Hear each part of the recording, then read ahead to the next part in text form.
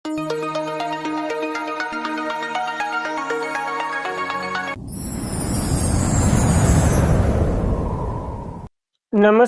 ગુજરાતના અધિકારી મિત્રો, આજે આપણે 28 ફેબ્રુઆરી 2026 નું મોસ્ટ ઇમ્પોર્ટન્ટ કરંટ અફેર સાથે સાથે જીકે અને જીએસ વિશે ચર્ચા કરવાના છે। તો ખાસ કરીને ચેનલ ઉપર નવા હોય તો ચેનલને સબસ્ક્રાઇબ કરી લેવી, વિડીયો પસંદ આવે લાઈક કરવો અને તમારા મિત્રો સુધી અવશ્યથી શેર કરી દેવો। તો ચલીએ આજના ઇમ્પોર્ટન્ટ ક્લાસની આપણે શુભ શરૂઆત કરી દઈએ। તો telecom regulatory authority of India 20 ફેબ્રુઆરી 2026 ના રોજ તેમનો કેટલામો સ્થાપના દિવસ ઉજવી રહ્યું છે? તો 29મો સ્થાપના દિવસ ઉજવી રહ્યું છે। મહત્વની સંસ્થા આપણે કહી શકીએ ટેલિકોમ કમ્યુનિકેશન ખાતર। તો ટેલિકોમ રેગ્યુલેટરી ઓફ ઇન્ડિયા જે 20 ફેબ્રુઆરી 2026 ના રોજ તેમનો 29મો સ્થાપના દિવસ ઉજવી રહ્યું છે।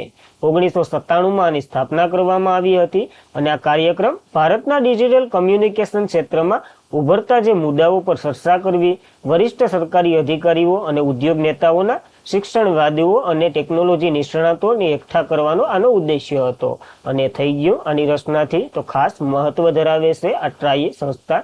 29મો સ્થાપના દિવસ ઉજવી રહ્યું છે।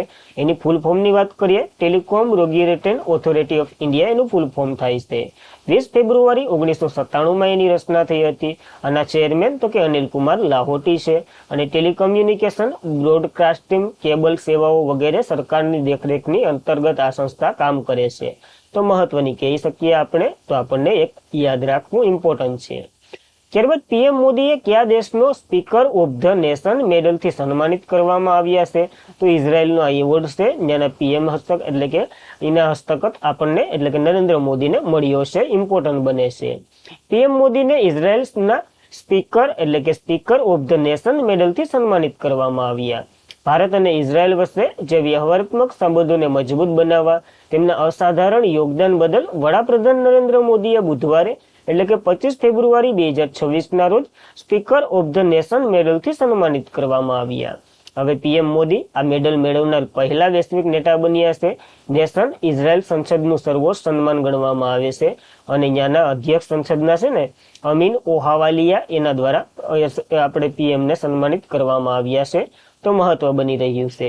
તો 2026નું જો આપણે લિસ્ટ બનાવતા હોય તો ઇઝરાયલનો પેલો એક એવોર્ડ યાદ કરી દેવો એટલે કે એડ કરી દેવો, મેડલ ઓફ ધ નેશન સંસદનો સર્વોચ્ચ સન્માન છે અને 2026માં પેલો વેલો નરેન્દ્ર મોદીને મળ્યો છે। આમ લેનાર એ પ્રથમ વૈશ્વિક નેતા બન્યા છે। તો આપણને આવા મહત્વના પોત એટલે કે પદો યાદ રાખવા ઇમ્પોર્ટન્ટ બને છે ફેક્ટ સ્વરૂપે એટલા માટે। તો લાસ્ટ ટાઈમ ટુબ્રોએ કયા રાજ્યમાં ભારતના લિંગો ડિરેક્ટર બનાવવાના કોન્ટ્રાક્ટને જીતી લીધો છે? તો મહારાષ્ટ્રમાં લિંગો બનાવશે। આનાથી શું થાય તો કે આવી રીતના પાઇપલાઇન નાખશે અને એમાં તો કે બ્રહ્માંડમાં જે ગતિવિધિઓ થતી હોય ને એ મૂકવામાં આવશે। તો લાસ્ટ ટાઈમ ટુબ્રો બે business vertical, heavy civil infrastructure અને હેવી એન્જિનિયરને સંયુક્ત રીતે ભારત સરકારના અણુ ઉર્જા વિભાગ તરફથી લિંગો ઇન્ડિયા ઓર્બિટ્રિકની સ્થાપના કરવાના એક મહત્વપૂર્ણ ઓર્ડર મળ્યો છે।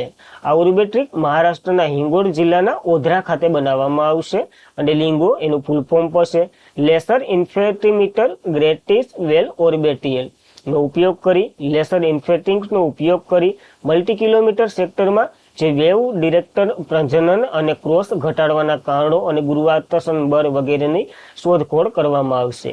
હવે થોડીક વિસ્તૃતમાં સમજી લઈએ લિંગો છે શું? તો કે પ્રયોગશાળા તમે ગણી શકો। બ્રહ્માંડમાં થતી જે મોટી ઘટના હોય જેમ કે અથડામણ, ઉચ્છક, ગુરુત્વાકર્ષણ બળ, તરંગો વગેરે જે થતું હોય ને એ અહીં પૃથ્વી ઉપર કરવામાં આવશે। શેના દ્વારા? કેના દ્વારા? તો કે વેક્યુમ ટ્યુબની મદદથી આપણે કરવાના છે અને આના માટે આશરે 1000 થી 25000 સુધી કરોડનો project last time Toubro 8 kilometre સુધી સ્થાપવાનું છે। અત્યંત સંવેદનશીલ ઇન્ફ્રાસ્ટ્રક્ચર બનાવશે અને બ્રહ્માંડના ઊંડાણોને સમજવામાં આ મદદ કરવાનું છે। તો ખાસ મહત્વનું બની રહ્યું છે લાસ્ટ ટાઈમ ટુબ્રોને આ કોન્ટ્રાક્ટ મળ્યો છે। લાસ્ટ ટાઈમ ટુબ્રોની વાત કરી લઈએ, 1946માં એની રચના થઈ હતી। મુખ્ય મથક મુંબઈમાં છે। સીએમડી તો કે એનએન સુબ્રમણ્યમ છે, એસએન સુબ્રમણ્યમ। તો ખાસ યાદ રાખવું આ પદ પર।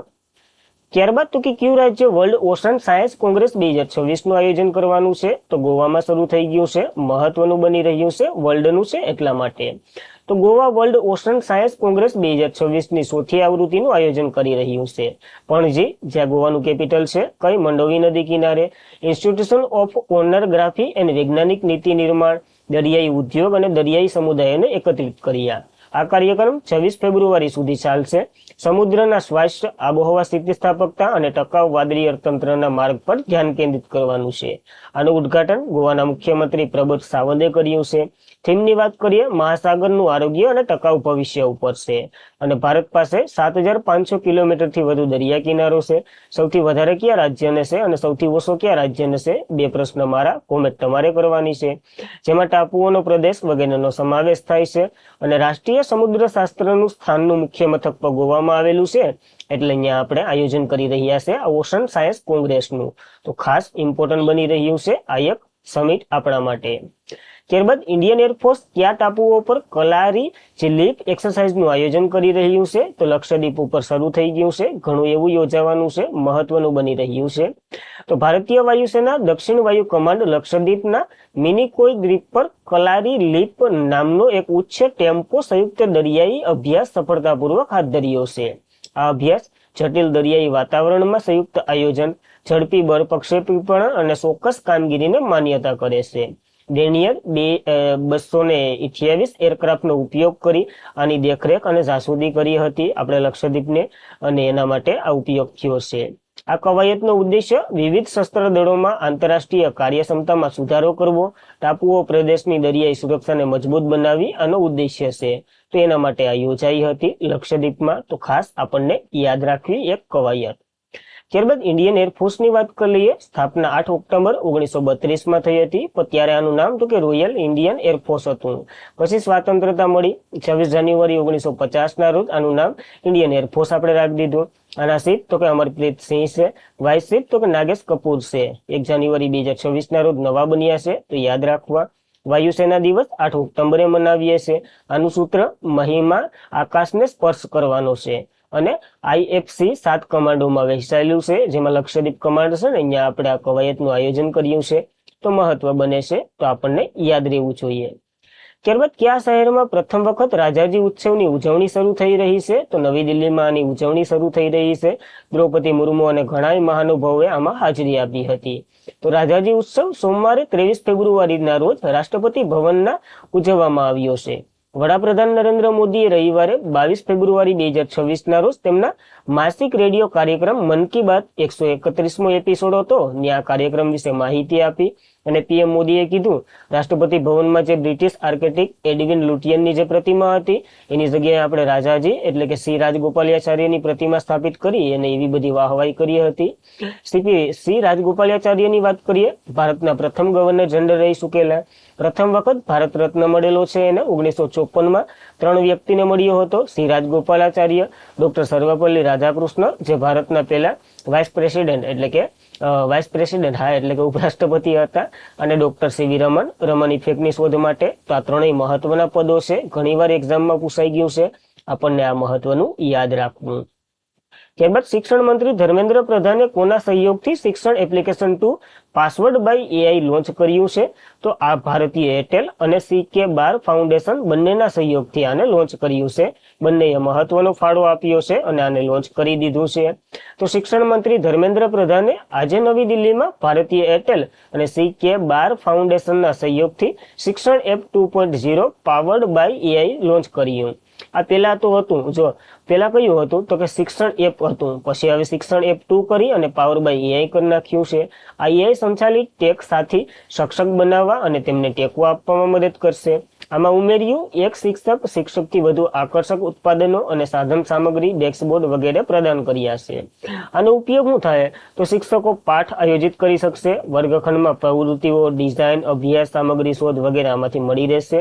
આનાથી તો કે શિક્ષકોને તૈયારીનો સમય ઓછો એટલે કે ઓછા સમયમાં વધુ કામ થઈ જાય અને ધોરણ 1 થી 12ને આમાં આવરી લે. તો ખાસ મહત્વનું એપ્લિકેશન ગણી શકો, આપણને યાદ રાખવું આપણને. ત્યારબાદ ભારતીય ડોક્ટર ભાર્ગવ મલ્લપ્પાને કયા દેશના પ્રતિષ્ઠિત કુટાઈ મુલવન રોયલ માનક પદવીથી પ્રાપ્ત કર્યા છે? તો ઇન્ડોનેશિયાનો આ પદવી છે, પદવી તમે કહી શકો એ મળ્યો છે આ ભાઈને. ડોક્ટર છે તો MBAR ના જૂથના અધ્યક્ષ ડોક્ટર ભાર્ગવ મલ્લપ્પા ઇન્ડોનેશિયાની સૌથી જૂની પરંપરાગત શાહી સંસ્થામાંના એક કેરાજન કુટાઈ મુરુવલ્લમ દ્વારા સન્માનિત કરવામાં આવ્યા છે. ભાર્ગવ મલપ્પન ખુડાઈ મુલુવેન શાહી પરંપરાગત હેઠળ વિશિષ્ટ સન્માન મેળવનાર ત્રીજા ભારતીય નાગરિક બન્યા છે. રાષ્ટ્રપતિ અને પ્રાદેશિક સીમાસીન આગળના વિસ્તારમાં યોગદાન બદલ એને આ પુરસ્કાર અથવા તો પદવી મળી છે. અને ટૂંકમાં કહીએ તો દાતો પદવી તરીકે પણ ઓળખવામાં આવે છે. એ તો કે અસાધારણ યોગદાન, નેતૃત્વ અને સતત યોગદાન દર્શાવતા હોય એવા વ્યક્તિઓને મળે છે. જે હાલ ડોક્ટરને મળ્યું છે ભાર્ગવ મલપ્પનને, એ ભારતીય છે, તો આપણને યાદ રાખવા પડશે, ઇમ્પોર્ટન્ટ બને છે. ત્યારબાદ એશિયન ઇકોનોમી ડાયલોગ 2026ની 7મી આવૃત્તિ કયા શહેરમાં યોજાઈ રહી છે? તો પુણેમાં શરૂ થઈ ગઈ છે. ઇમ્પોર્ટન્ટ બની રહ્યું છે, એશિયાનું છે એટલા માટે. તો એશિયા ઇકોનોમિક ડાયલોગ 2026ની 7મી આવૃત્તિ મહિનાની 26 થી 28 તારીખ દરમિયાન પુણેમાં યોજાશે. પરિષદનું આયોજન વિદેશ મંત્રાલય અને પુણે ઇન્સ્ટિટ્યુશન સેન્ટર્સના સંયુક્ત આભારથી થઈ રહ્યું છે. આની થીમ તો કે વૈશ્વિકરણ આગળ ભૂશાસ્ત્રનો અર્થ, ટેરિફ, ટેકનોલોજી અને વ્યવહારાત્મક ગોઠવણી છે. 3 દિવસીય આ સમિટ છે. પરિષદ 12 સભ્ય સત્ર હશે અને 45 થી વધુ વક્તાઓ આમાં ભાગ લેવાના છે.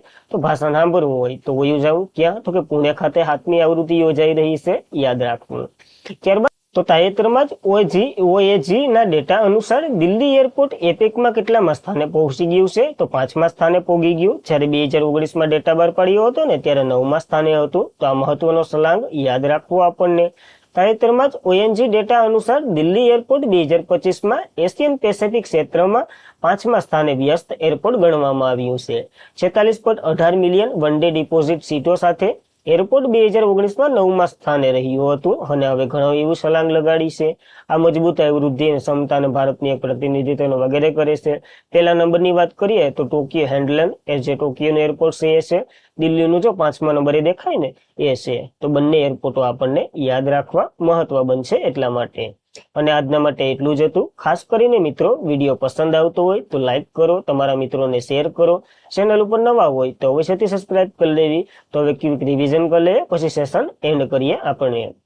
તો કયા મંત્રાલયે ભારતની પ્રથમ રાષ્ટ્રીય આતંકવાદ વિરુદ્ધ નીતિ પ્રહારનું અનાવરણ કર્યું છે? તો ગૃહ મંત્રાલયે અનાવરણ કર્યું છે. પ્રથમ છે તો યાદ રાખવી. આરબીઆઈએ કયા રાજ્યમાં દેશનું બીજું સુરક્ષિત ડેટા સેન્ટર શરૂ કર્યું છે? તો ઓડિશાના ભુવનેશ્વરમાં.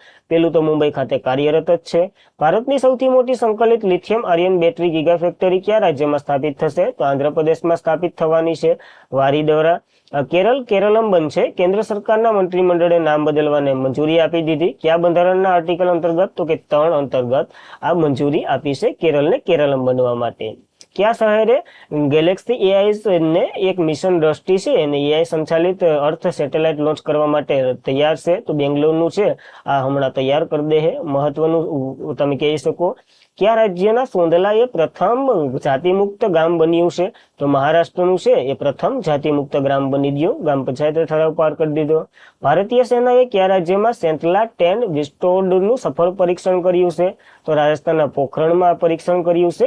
ભારત અને કયા દેશ વચ્ચે વાર્ષિક સંયુક્ત લશ્કરી કવાયત ધર્મ ગાર્ડિયનની 7મી આવૃત્તિ ઉત્તરાખંડમાં યોજાઈ રહી છે? તો ભારત અને જાપાન વચ્ચે આ દર વર્ષે યોજાય છે. કયા દેશના કાર્લોસ અલ્કરાઝ 2026 દરમિયાન જે કતાર ઓપન જીત્યો છે? તો સ્પેનના ખેલાડી છે, ટેનિસના. યાદ રાખવા આપણને. અને આજના માટે એટલું જ હતું. ખાસ કરીને મિત્રો વિડીયો પસંદ આવતો હોય તો એક લાઈક કરો, તમારા મિત્રોને શેર કરો. ચેનલ ઉપર નવા હોય તો અવશ્યથી સબસ્ક્રાઇબ કરી લો. પીડીએફ, સ્ટડી મટીરિયલ વગેરે માટે તમે ટેલિગ્રામમાં અવશ્યથી જોડાઈ શકો. અને બસ આજના માટે એટલું જ હતું. મળશું આવતા વિડીયો સાથે આવી જ રીતના. જય હિન્દ, જય ભારત, ધન્યવાદ.